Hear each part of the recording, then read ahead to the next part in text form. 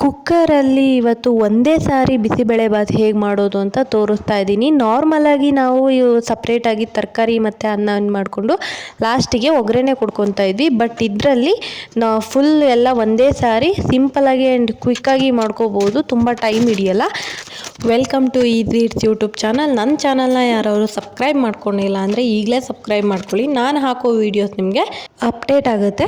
ಬಿಸಿಬೇಳೆಬಾತ್ ಹೇಗೆ ಮಾಡೋದು ಅಂತ ನೋಡೋಣ ಬನ್ನಿ. ಬೀನ್ಸು, ಕ್ಯಾರೆಟು, ಆಲೂಗೆಡ್ಡೆ, ಒಂದು ಟೊಮೊಟೊ, ಒಂದು ಈರುಳ್ಳಿನ, ಸ್ವಲ್ಪ ಕೊತ್ತಂಬರಿ ಸೊಪ್ಪನ್ನ ಕುಯ್ಕೊಂಡಿದ್ದೀನಿ. ನೆಕ್ಸ್ಟು ಒಂದು ಕುಕ್ಕರ್ಗೆ 1 ಸ್ಪೂನ್ ಆಗುವಷ್ಟು ತುಪ್ಪ ಹಾಕಿದ್ದೀನಿ. 4-5 ಸ್ಪೂನ್ ಆಗುವಷ್ಟು ಎಣ್ಣೆನ ಹಾಕ್ಕೊಂಡಿದ್ದೀನಿ. ನೋಡಿ ಇಲ್ಲಿ ನಿಮ್ಮ ಹತ್ರ ತುಪ್ಪ ಇಲ್ಲ ಅಂದರೆ ನಾರ್ಮಲಾಗಿ ಎಣ್ಣೆನೇ ಹಾಕೊಳ್ಳಿ, ನೋ ಪ್ರಾಬ್ಲಮ್. ನೆಕ್ಸ್ಟು ಅದಕ್ಕೆ ಸ್ವಲ್ಪ ಸಾಸಿವೆ, 1 ಏಲಕ್ಕಿ, 1 ಚಕ್ಕೆ ಪೀಸು, 2 ಲವಂಗನ ಹಾಕ್ಕೊತಾ ಇದ್ದೀನಿ. ನೋಡಿ ಇದು ಬಿಸಿ ಆದಮೇಲೆ ಸ್ವಲ್ಪ ಕರಿಬೇವಿನ ಸೊಪ್ಪನ್ನ ಹಾಕ್ಕೊಳ್ಳಿ. ನೆಕ್ಸ್ಟು 1 ಪಲಾವ್ ಎಲೆನ ಹಾಕ್ಕೊಳ್ಳಿ. ಅದೆಲ್ಲ ಬಿಸಿ ಆದಮೇಲೆ ನಾವೇನು ಕಟ್ ಮಾಡಿ ಇಟ್ಕೊಂಡಿದ್ವಲ್ಲ ಈರುಳ್ಳಿನ, ಅದನ್ನು ಹಾಕ್ಕೊಳ್ಳಿ. ಚಿಕ್ಕದಾಗಿ ಕಟ್ ಮಾಡ್ಕೊಳ್ಳಿ, ಸ್ಲೈಡ್ಸಾಗಿ ಮಾಡ್ಕೊಳಕ್ಕೆ ಹೋಗಬೇಡಿ.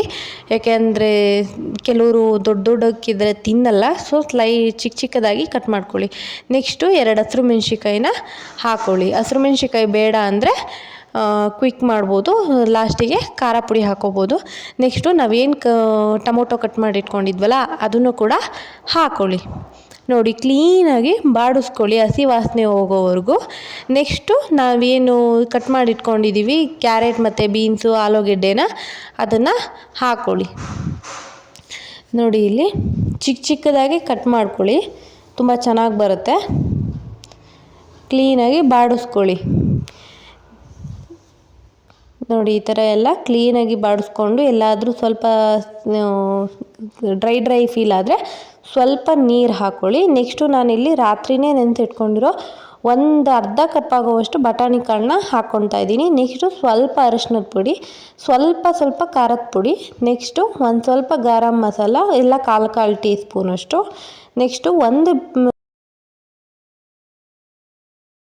ಸ್ಪೂನು ಶುಂಠಿ ಬೆಳ್ಳುಳ್ಳಿ ಪೇಸ್ಟ್ನ ಹಾಕ್ಕೊತಾ ಇದ್ದೀನಿ. ನೆಕ್ಸ್ಟು ಲಾಸ್ಟಿಗೆ 2 ಸ್ಪೂನ್ ಆಗುವಷ್ಟು ಇಲ್ಲಿ ಬಿಸಿಬೇಳೆಬಾತ್ ಪೌಡರ್ನ ಹಾಕ್ಕೊತಾ ಇದ್ದೀನಿ. ನೋಡಿ ಇಲ್ಲಿ ಇದು ಹೋಮ್ ಮೇಡು ಪೌಡರು, ನೀವು ಬೇಕಿದ್ದರೆ ಪ್ಯಾಕೆಟಲ್ಲಿ ಕೂಡ ತಂದ್ಕೊಂಡು ಹಾಕೋಬೋದು. ನೆಕ್ಸ್ಟು ನಾನಿಲ್ಲಿ ಬೇಳೆ 1 ಕಪ್ ಆಗೋವಷ್ಟು ತೊಗರಿ ಬೇಳೆನ ತೊಗೊಂಡಿದ್ದೀನಿ. ತೊಗರಿ ಬೇಳೆನ ಹಾಕ್ಕೊಂಡು ಆದಮೇಲೆ ಅಷ್ಟೇ 1 ಕಪ್ ಆಗೋವಷ್ಟೇ ಅಕ್ಕಿ ಹಾಕ್ಕೊತಾ ಇದ್ದೀನಿ.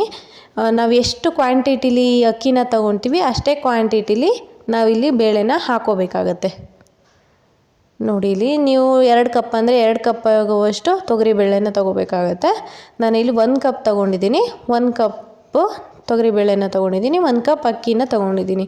ನೋಡಿ ಅದನ್ನು ಮಿಕ್ಸ್ ಮಾಡಾದಮೇಲೆ 4 ಟೈಮ್ ಡಬಲ್ಸ್ ಅಂದರೆ ನಾನಿಲ್ಲಿ 10 ಕಪ್ ಆಗೋವಷ್ಟು ನೀರನ್ನ ಹಾಕ್ಕೊಂಡಿದ್ದೀನಿ. ಯಾಕೆಂದರೆ 1 ಕಪ್ ತೊಗರಿಬೇಳೆ 1 ಕಪ್ ಅಕ್ಕಿನ ತೊಗೊಂಡಿರೋದ್ರಿಂದ ಇಲ್ಲಿ 10 ಕಪ್ ಆಗೋವಷ್ಟು ನೀರು ಹಾಕ್ಕೊಂಡಿದ್ದೀನಿ. ನೆಕ್ಸ್ಟು ಒಂದು ರುಚಿಗೆ ತಕ್ಕಷ್ಟು ಉಪ್ಪು ಹಾಕ್ಕೊಂಡಿದ್ದೀನಿ. ಒಂದು ನಿಂಬೆಹಣ್ಣಿನ ದಪ್ಪದಷ್ಟು ಬೆಲ್ಲನ ಹಾಕ್ಕೊಂಡು ಲಾಸ್ಟಿಗೆ ಕೊತ್ತಂಬರಿ ಸೊಪ್ಪು ಉದುರಿಸ್ಕೊತಾ ಇದ್ದೀನಿ. ಅದನ್ನು ಉದುರಿಸ್ಕೊಂಡು ಒಂದು 5 ವಿಸಲ್ನ ಹೊಡೆಸ್ಕೊಳ್ಳಿ ಕ್ಲೀನಾಗಿ. ನೋಡಿ ಈ ಥರ ಸೂಪರ್ ಟೇಸ್ಟಿಯಾಗಿ ಬರುತ್ತೆ.